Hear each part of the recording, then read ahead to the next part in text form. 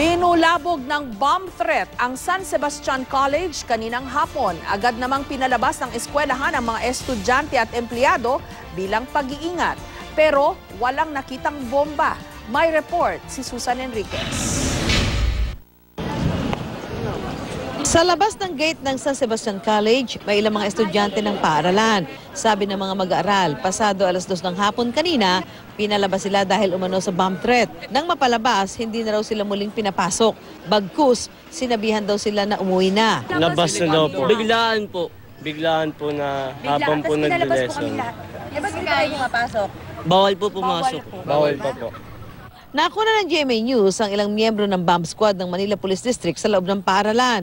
Mayroon din dinalang K9. Ang gate ng paaralan, mahigpit na binabantayan at wala munang pinapapasok. Pasado 5:00 na ng hapon lumabas ang mga tauhan ng MPDEOD. Ayon sa head ng MPDEOD, halos 2 oras silang nagpaniling sa mga gusali ng San Sebastian. Pero negatibo ang bomb threat na ipinarating daw sa pamamagitan ng text. 2:30 kinat yung class and then... So negative?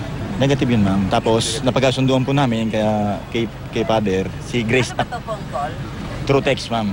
Nang makali sa mga tauhan ng EOD na nagsabing clear na ang paaralan, pinapasok na rin ang mga empleyado at mag-aaral na nasa labas ng gate.